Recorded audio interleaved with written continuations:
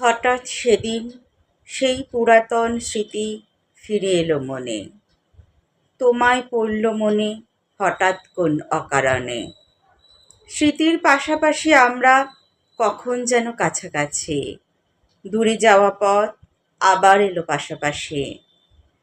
ভ্রান্তি ভুলে অলীক মোহে হারিয়েছিলাম মন, সব পথের আছে শেষ, ভুলেছিলাম তখন।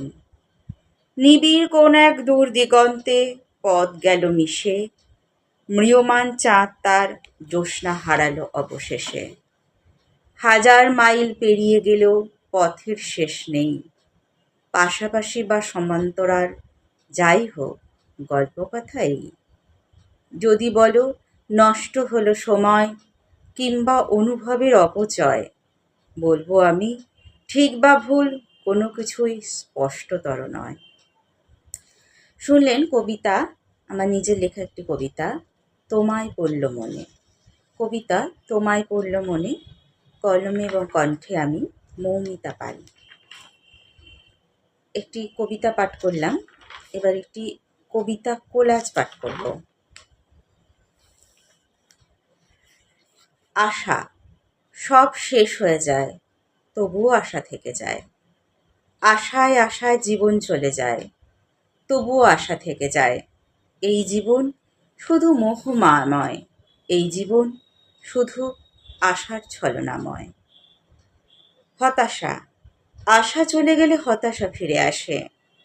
হতাশাকে কেউ আমন্ত্রণ জানায় না, তবুও সে আসে অনাহতের মতো। সে দখল করতে আসে অতর্কিতে, চাওয়া পাওয়া মাঝে সে বাসা বাঁধে নিশ্চিন্তে। জীবন স্রোত, আশা হতাশা মাঝে জীবন স্রোত বয়ে চলে। যে আশা করে সব হারায়, হতাশা তাকে ঘিরে ধরে। হতাশা ভুলে বাঁচতে চাইলে আশা তাকে সাথী করে। বাঁচতে চাইলে বাঁচার পথ নিজের মতোই খুঁজতে হয়। সব হারানোর পরও জীবনে অনেক কিছু প্রাপ্তি রয়।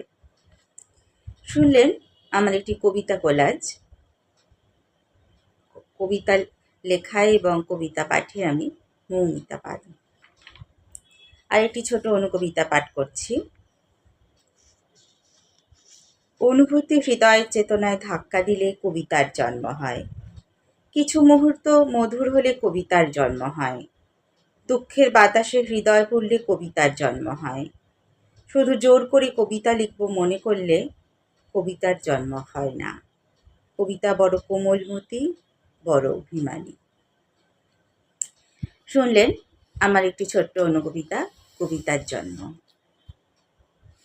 কবিতা লেখা এবং কলমে আমি মৌমিতা পাল। আমার লেখা কবিতা 3টি কবিতা, তার মধ্যে একটি কবিতা কোলাজ আছে, আমি পাঠ করে শোনালাম। কেমন লাগলো অবশ্যই জানাবেন। ধন্যবাদ জানাই।